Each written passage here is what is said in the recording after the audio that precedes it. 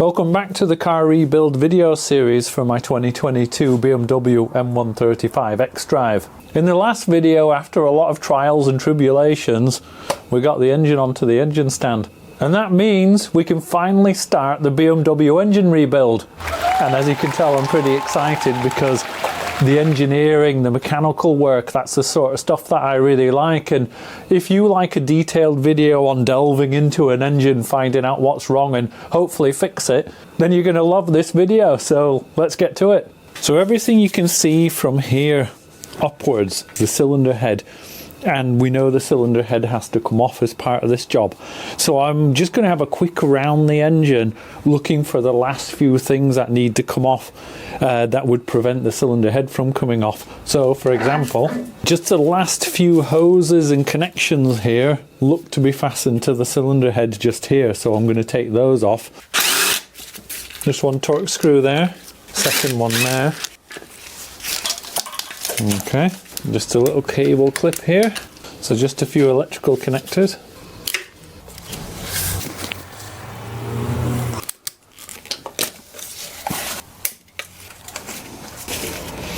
Just one more up here. So that side's all clear now, so we just have to have a look at the other side.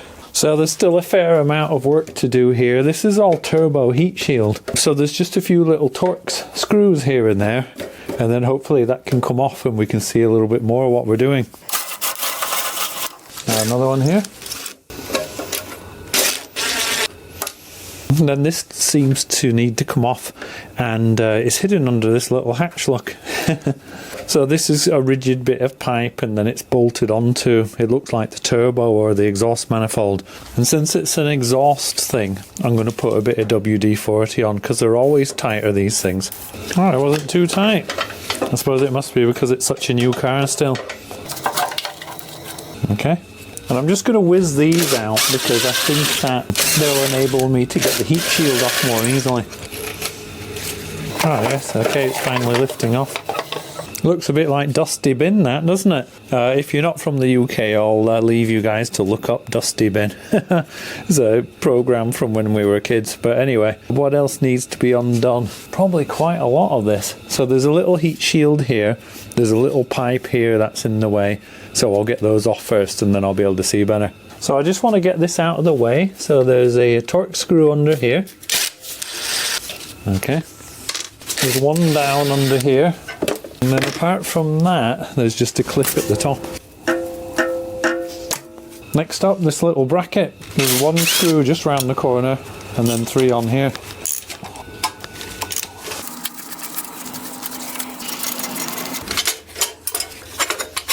Okay, and that reveals the exhaust manifold behind there. Oh, by the way, I should have said I think Dusty Bin is the cat, but if I'm wrong, let me know in the comments. I want to take this exhaust manifold off because it does mount onto the cylinder head. There's lots of bolts down the back edge that I can't get to with Dusty Bin in the way.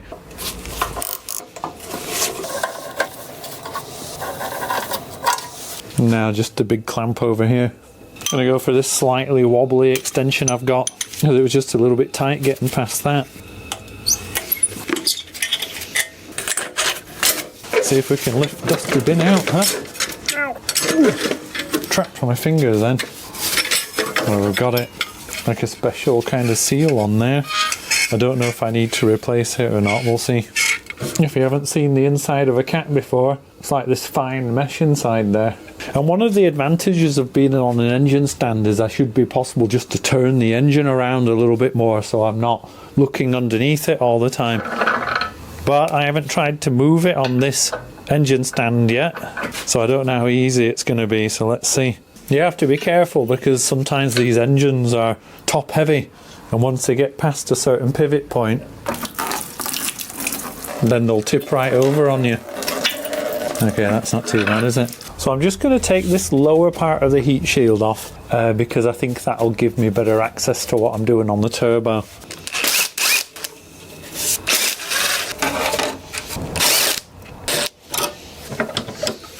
Something seems to be holding it at this top right. You need quite a long screwdriver just to loosen that clip in there.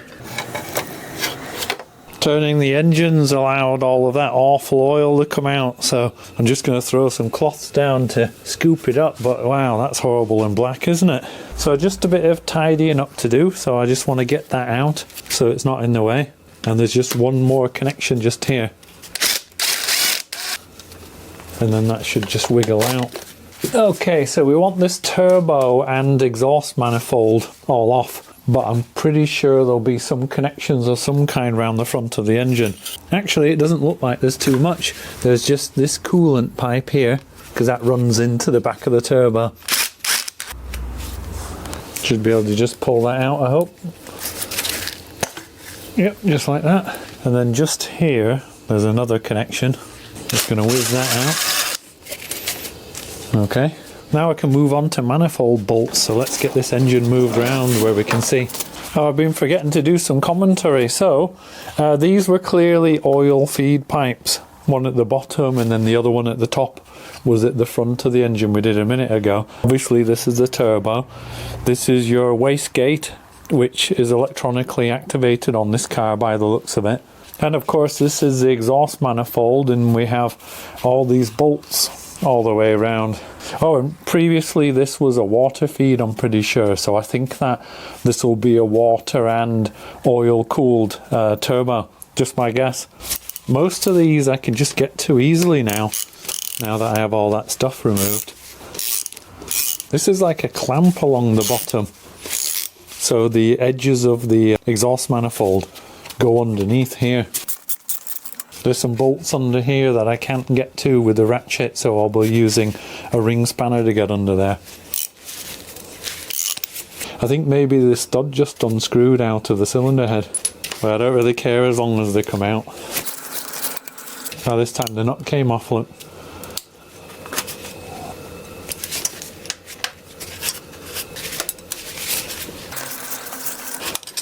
This top part of the clamp can just come off now.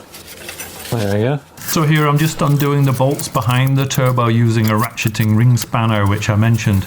Last couple of nuts which were just loose but still on. I'm just going to hold on to this turbo because if it falls it might break the actuator or something like that. Now this is a clamp at the bottom, so that'll have to slide out as I take the manifold off.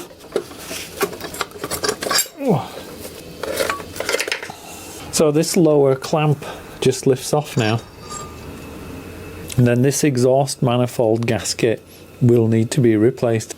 Just going to get this back level again, so that then it's in a better position for me to take the head off. That was heavy to lift back up. You can get a different kind of stand where it's geared, and then this would move incrementally and you can lock it in any position. They're quite expensive, and probably if you're going to do this a lot or work on bigger engines, then you might need one.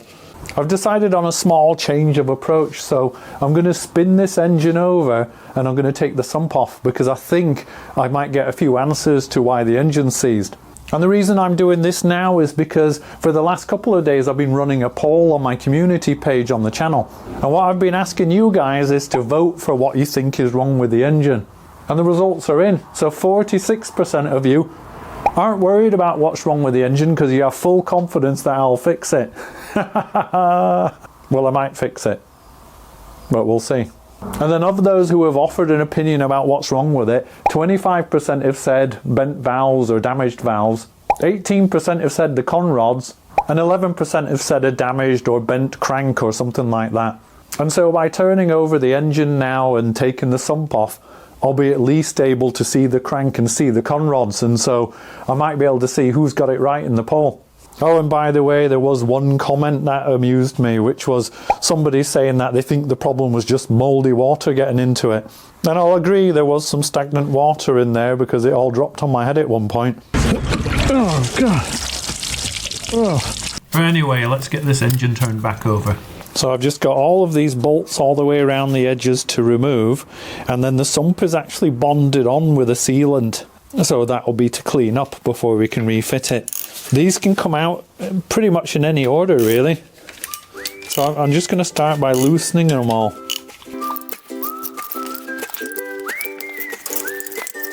Now I'm just going to spin them all out.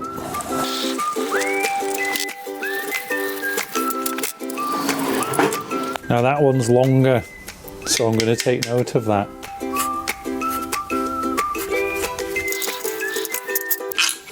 Gee, that one's huge.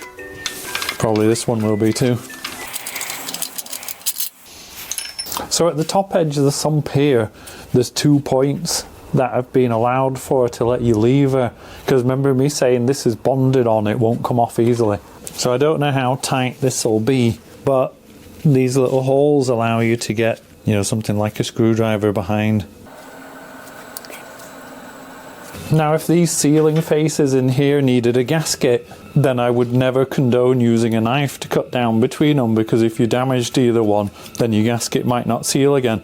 But like I said, this is like a Loctite sealant, goes all the way around, so if there's some very minor scratches on either of the faces, then the sealant's going to seal it up anyway. I'm really worried about the edges of this breaking when I was levering, because I could almost see it flexing a little bit, and the sump is so thin at the edges. That's just not going in at all.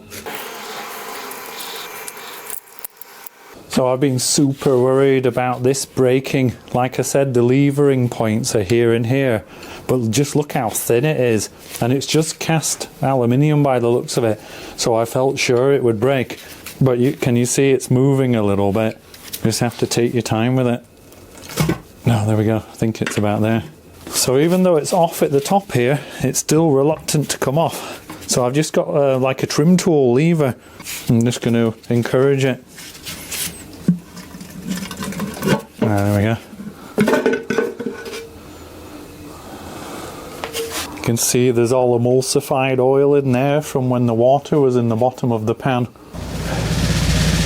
And if, like me, you were expecting to have a great reveal and see what's happening in the crank area, then you'll be disappointed like I was, because there's yet more stuff in the way. So I don't even know what you would call this thing, but let's get that removed and then we'll see the majority of the pistons under there. There's 4 bolts along the top, 3 down the middle and 3 down the bottom. So I'm going to start at this corner. Oh, that's tight. Okay. And this time I'm going to go across. It shouldn't be any different to the sump, you know, it shouldn't be something that needs to be tightened up and loosened evenly, but I just don't know. Okay, last one. I think this will just come off, and it has. Will we see anything? Let's see.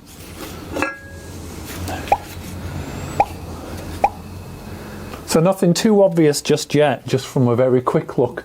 But what's traditional for me on these engine jobs is I go get Karen to get her opinion, because a fresh set of eyes at this point can sometimes make all the difference.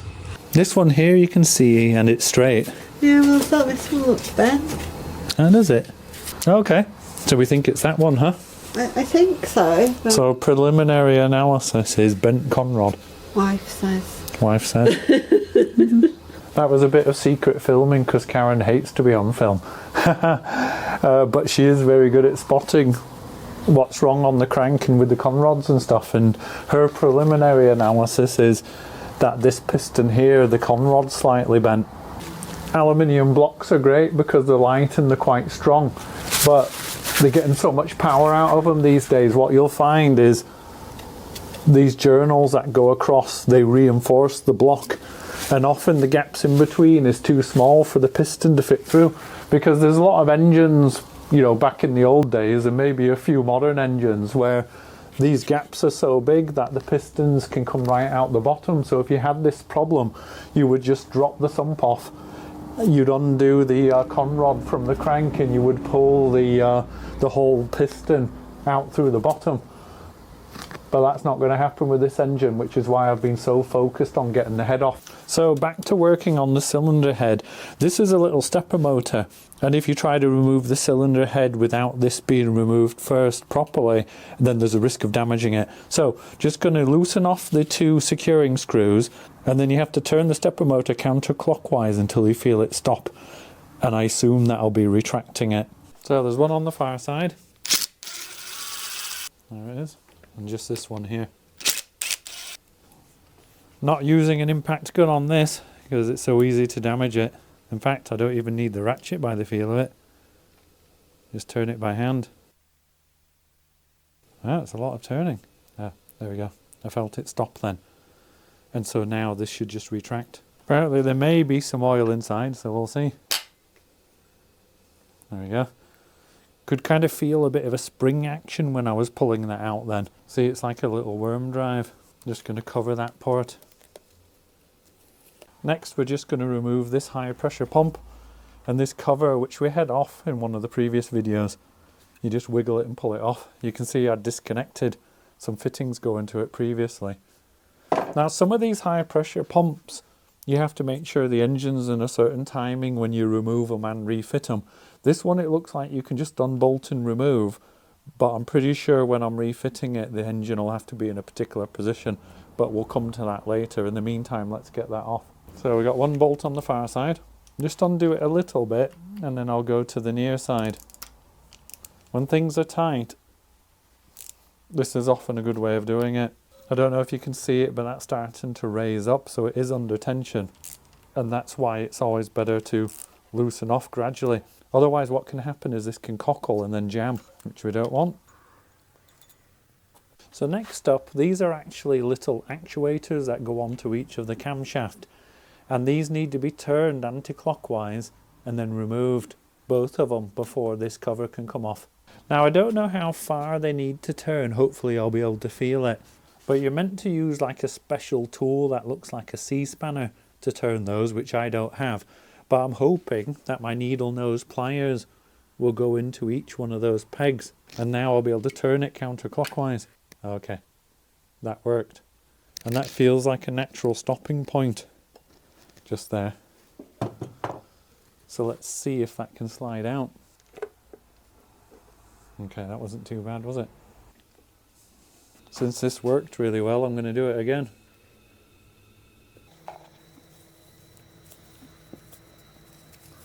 Next, we're ready to get this fuel rail off. The injectors are sitting just underneath, which you can see here. There's a couple of small screws on each injector. I'm going to do those first, and then I'm going to come back with the big ones.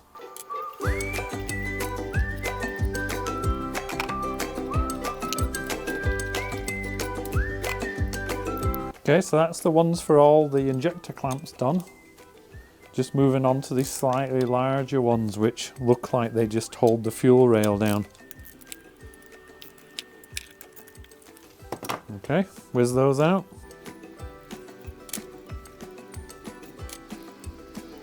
Can smell fuel.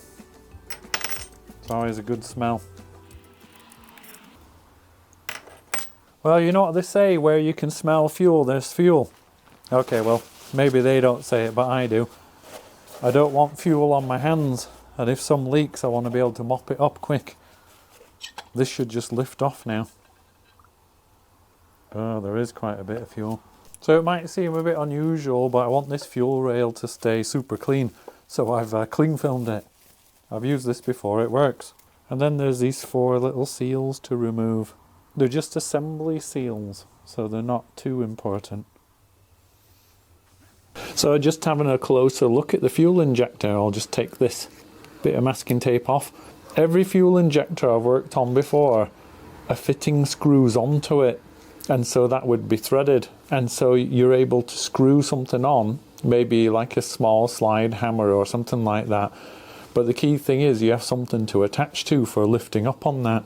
You also have this electrical connector off to one side. It looks quite fragile, so we'll have to be careful of that. If you remember, the fuel rail was all the way across here and all of these injectors were fastened to it. Well, BMW have a tool that they want you to buy, and it almost effectively replaces the fuel rail. So you bolt all of the injectors to it, and then it has something you screw down which gradually pulls out those.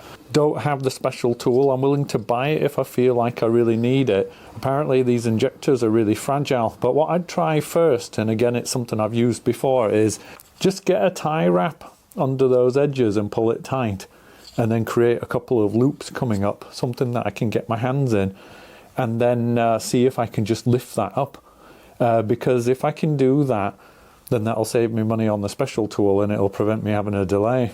I expect this to be a little bit fiddly and awkward. This is my loop. And then either side of it, I'm going to have a longer loop, and this is what I'm going to get my hands through. Okay, it's just about the red one at the moment. Okay, here we go. There you go. Can you see how I've got it under there? Just going to pull that tight. Told you it'd be awkward. Okay, so that's giving me some upward force. So it can only twist a little bit because of this electrical thing, because it'll be seated down there. Just to kind of free it off a little bit, I'll just kind of give it a little bit of a jiggle, and then we'll see if that comes out. It all got a bit frantic then, so I struggled to show you it, filming it, you know. But I'll try filming another one. That one was a bit awkward in the corner to have the camera plus everything I needed in that area. I'm just going to show you another fuel injector being extracted using the patented Revive My Ride tie wrap method. Okay, so I just have this little block of wood. That's just going to spread the load on there, because this cover probably isn't very strong. I'm going to feed the larger screwdriver through, just onto there, put a bit of tension on that, and it didn't work. You have to get this as tight as possible, the red tie wrap, because it has to stay under that edge, otherwise it all goes wrong. You can see it's not an exact science. These grey one here, I'm just going to tighten that one up a bit, because I want to pull up on them at the same time. Basically, I'm just going to lift up on it. And it wasn't as much force as I imagined. But anyway, I'm just going to lift that out. And so apparently the reason why it's quite reluctant to come out is you get a bit of carbon buildup on the tip, and the hole down there is quite a tight fit for it. So I wouldn't have thought it'd matter too much, because this cover is plastic, and you know, there's only so much tightening down evenly that you can do. But the technical manual does give a sequence for removing it, so I'm going to follow it. It's just the usual really, you know, far corner, that corner, that corner, that corner, middle ones, and then either side. So let's get going. But I'm just going to loosen these for now rather than removing them completely, because I'll spin them all out later. They're not very tight, as you can tell. By the way, if you're doing this, if there's bolts down the middle, they're almost always last, and that's the case this time. It's 4, 3, 2, 1.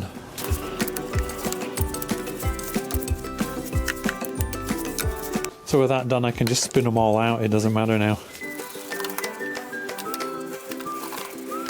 Feels like they're captive. Once I've loosened them, they'll just stay there, so that's good. Okay, so I've loosened them all off. This should just pop up now, if I've done them all. One left. And we should see the camshafts underneath, but we won't see anything too exciting. You know, we won't see what the problem is.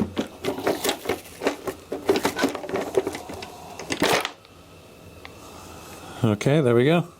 So we've got our inlet side here. So the inlet valves and camshaft. The exhaust side here. But like I said, not really anything to see in terms of the problems that we've got with the engine, because we know that's under the cylinder head. The real reason we needed to do this is because all the bolts for the cylinder head are now in here. Okay, so ordinarily, if you were doing other work on your engine and it wasn't all seized like mine, I would retime this to top dead center, and then there's all these timing tools you drop in, and that makes sure everything stays in time for when you finish the work. But my engine's seized, as you know, so that's not going to happen. I'll be able to retime it up later once I've finished, but it'll probably be more complicated. Next step, in lieu of doing all that, is the timing chain tensioner.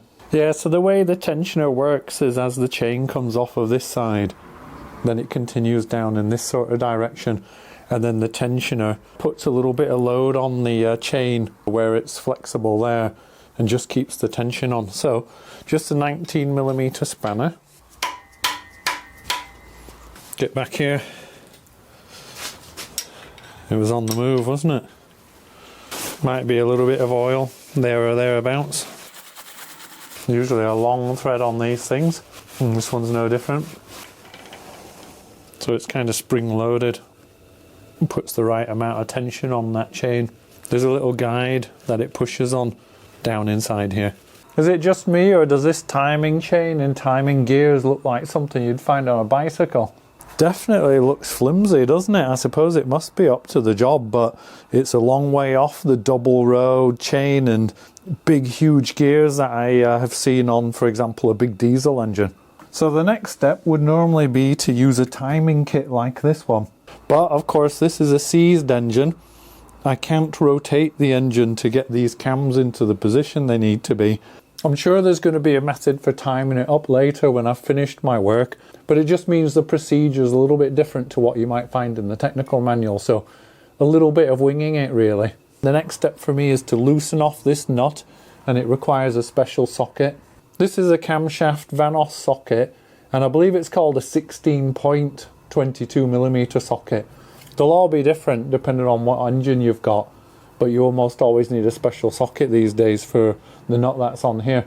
So let's get to it, because once we've undone that, we'll be able to slide this gear wheel off, which will create some slack in the chain, and then I'll be able to just slide that chain off. And this is one of the last steps we need to do before we start undoing the head bolts. Okay, so get my new socket on there. Pretty good fit, that's good. Now before I undo that, I'm just going to put a couple of marks on the chain and onto these sprockets. I don't know if it will be useful to me later, but if I do need them, I'll be glad I've taken a moment just to do that. So ordinarily you would also have a pin in the flywheel holding the crank steady, but you have to rotate the crank to get to the position where you can get the pin in, so that's something else I can't do. Nothing else for it really but to just see if I can break this loose. Oh, that moved, huh? Okay, that's a problem. Because what I could be doing now is forcing the valves against one of the piston crowns, and that might damage the valves when I try to undo this. So I need to think of a way of stopping that rotating while I undo that nut. Okay, while I'm thinking about that, I'm going to get this chain guide off, because it needs to come off either before I do the nut or immediately after anyway. And if I take that off, then it might present an opportunity, who knows. Not very tight, these. Just going to make sure I'm supporting this screw, because I'm not going to do a full strip down of this engine. I don't want to drop this screw or bolt down into there where the timing chain is.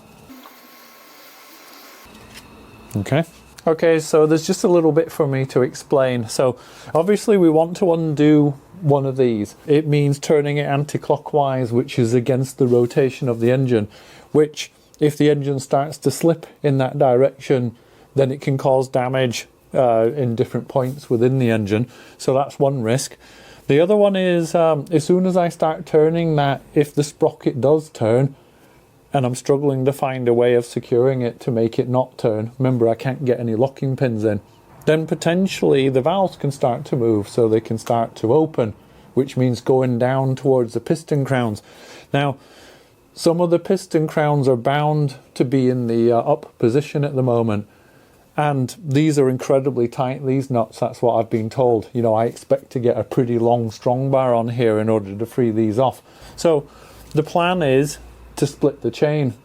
It could be that I can then buy another universal link and rejoin them again, or I might decide just to replace the whole chain, but I think that's the lowest risk option for me. So let's get that sorted. The first thing I'm going to do is all of this cover has to be off in order for me to be able to see the chain. And if I start grinding off one of these pins, I don't have a normal chain splitter, and I don't want to wait while I order one. So I can just grind that off, but I don't want metal filings to get inside the engine. So I just need to do a little bit of work covering all this up and making sure nothing can get into the engine. And then we'll grind off the end of one of these pins, punch it through, the chain will come off, and then actually I'll have no way of holding these sprockets, so they'll just stay on the camshafts for now, and I'll worry about that later. But the key thing is I need the chain off, otherwise the head can't come off. So I've chosen one of the chain pins that's actually on the sprocket, and that's because I'm going to punch it through in a minute and the sprocket will support it. If I chose one in the middle, then the chain would sway quite a lot and make it harder to punch the pin out. As you can see, it's all covered, and I'll clean it up with some spray once I've finished. But I've just got my grinder, and I'm just going to take my time, and I'm going to be working on that one there. So let's get to it.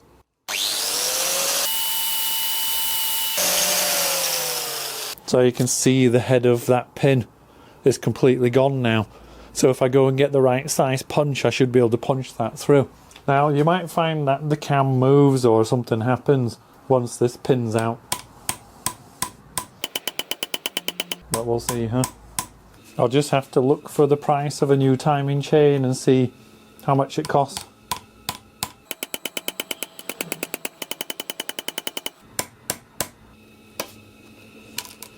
There we go.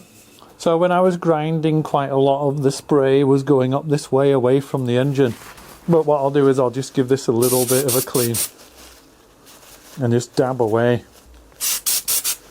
I think it's pretty low risk. Next up, we just need to remove the chain guide bolt, because the chain guide bridges between the head and the block, and so it'll effectively hold the two together to a certain extent. Bit of Loctite on this by the looks of it. So now this chain guide, you can see, is just moving there. I don't think it'll lift out because there'll be another bolt further down. So the next thing we need to do is take this little disc off. The only reason for that is because it's directly above one of the head bolts. And this is just a trigger for one of the sensors that fits onto the camshaft. So as you can see, I'm just securing the camshaft. It has a couple of flats on it. It's just a 10mm nut, not very tight. I'm just going to drop that off the back, just like so. It only goes back on in one position, so shouldn't be able to get that wrong later. The front of the engine, we have the first of the head bolts to come out, but these are just the baby head bolts. So the loosening sequence for this is quite a simple one. It's literally starting at number 5, 4, 3, 2, 1. So the first one is down here, which you won't be able to see, but hopefully you'll see the rest. Just need a magnet on standby, I think.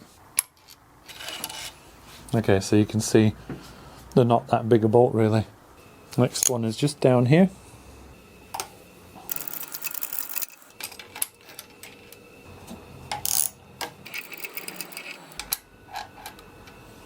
Ideally this one, the sprocket would be off because the access is just a little bit awkward.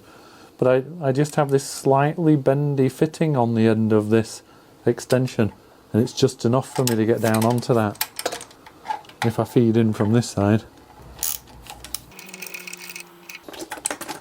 And the swap to my other skinnier magnet. And then the last one of these 5 is just down the back here. Voila! Okay, now we're on to the main cylinder head bolts, and you can see them down there, these Torx ones, and they're quite a big bolt. 2, 3, 4, 5. So there's going to be 10 of these in total. And there is a special loosening sequence. If you don't follow it properly, then you can warp the head. So I'm going to be following it properly. And there's a special tool for getting down onto these head bolts from the kit that I bought, but I'll talk about the kit later when I actually start using all of the timing tools, and that'll be during reassembly. But for now, this is the important piece from the kit. It just fits nicely onto those bolts. I expect these to be tight, by the way. So one of the downsides of having an engine on a stand is that it tries to roll around, even if you lock the wheels, which I'm going to do now.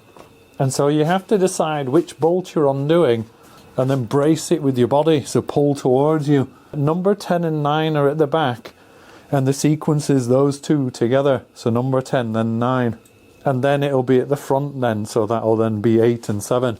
So let's see.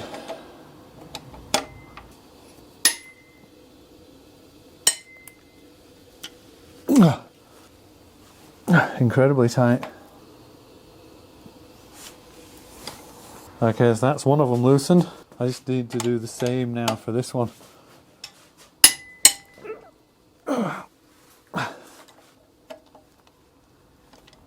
Okay.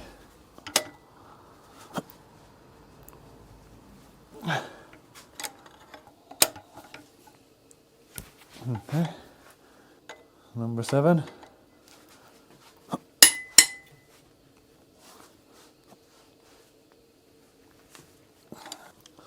Now 6 and 5.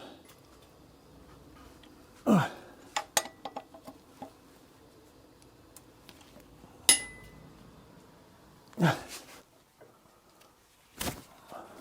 then you guessed it, back to the other end, 4 and 3.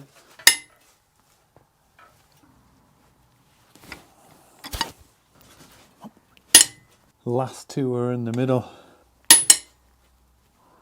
The last one, I've had a bit of a workout. Okay, so now that I've got them all loosened off, I just need to spin them out. So that'll only take a sec. Although they are quite long bolts. And then our magnet should help us out with these again.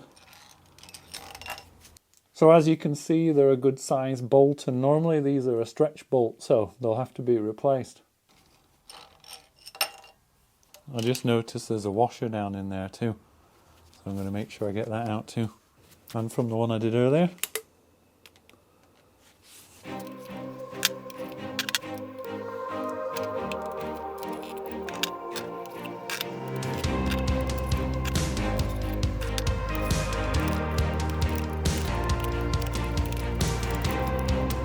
Yeah, so in theory, this cylinder head's ready to come off. They sometimes need a bit of encouragement, to be honest, so I've got my encourager here.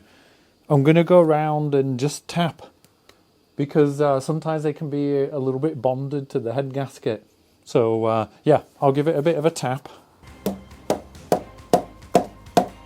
Oh yeah, and also there might be dowels around the edges, and they tend to fix onto those too.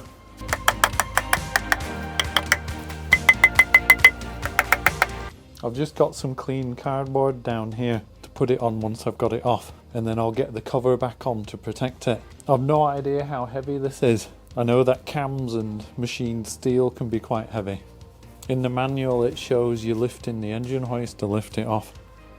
So we'll see. I'll try and get a feel for the weight of it. Alright, it's not too bad.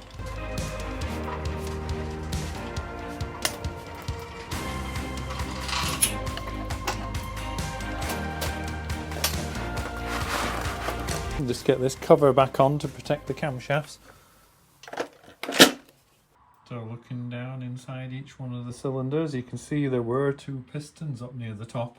When I was leaning on the sprockets on the camshafts earlier, I was worried about valves hitting these. I'm glad I was careful.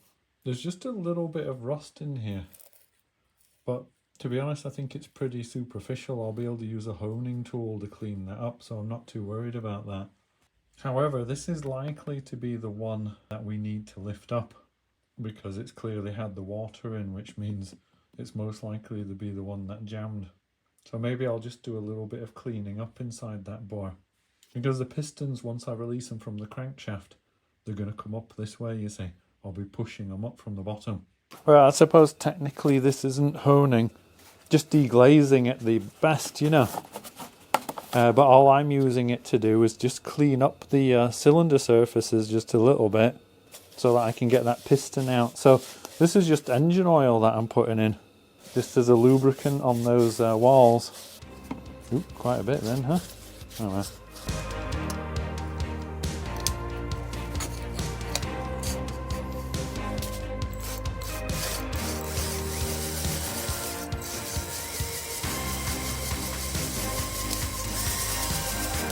Well, normally you wouldn't have a piston down there, so I'm just being careful not to catch it with the tool.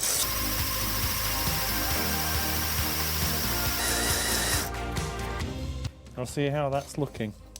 Just going to use WD just as a cleaner.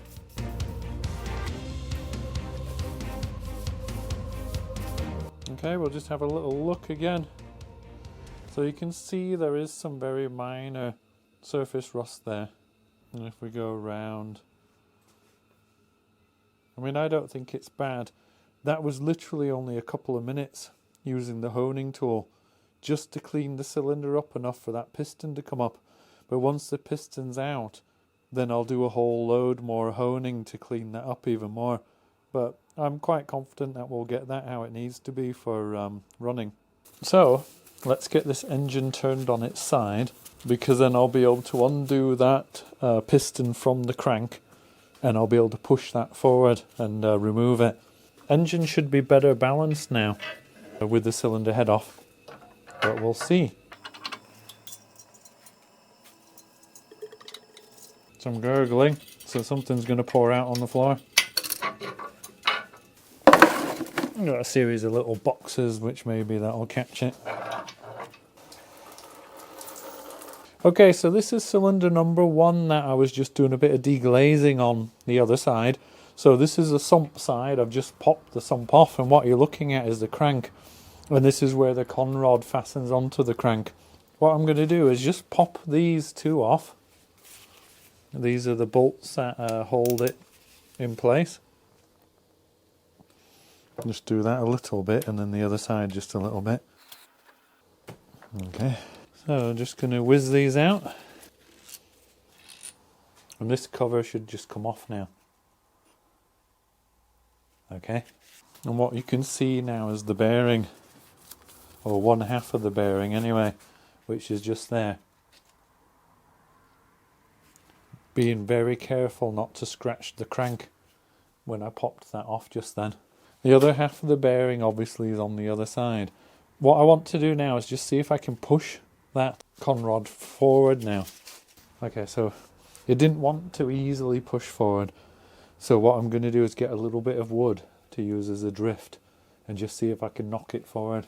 It's hard for you to see, but I can just see the bottom of the piston crown when I look up in there. So I've got a piece of plastic and I can just reach the end of the piston crown. Ah, there we go, you can see it's going. Down at the bottom, you can just see the red. That's the other half of the bearing. So I'm just going to remove that bearing because it's in pretty good condition. Or potentially it is. And I might decide to use that again.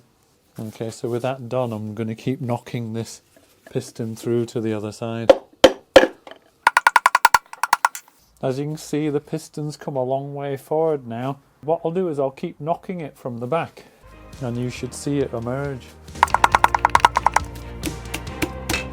Okay, so this is the moment we've been waiting for really throughout all those videos. What's wrong with the engine? That's what's wrong with the engine. Whoa! So I'm sure that you guys are aware that this should be perfectly straight. Now this is the obvious culprit because as soon as it can't reach the position it needs to, then it can jam the engine, which is what happened. It doesn't mean none of the other ones are damaged, so I will check those as well. But I'm hopeful that this is all that's wrong with it. Okay, well that's a wrap, folks, because that bent con rod definitely wasn't doing the engine any favours. So that's it for tonight, and that's it for this video. So I hope you enjoyed it. If you did, then please give me a thumbs up. And if you're not already a subscriber, then please consider subscribing because we're only halfway through the job now. Let's see if I can get this repaired. Also, a little bit more investigation. Maybe this is the only problem, maybe not. Okay, thanks for watching. Catch you next time.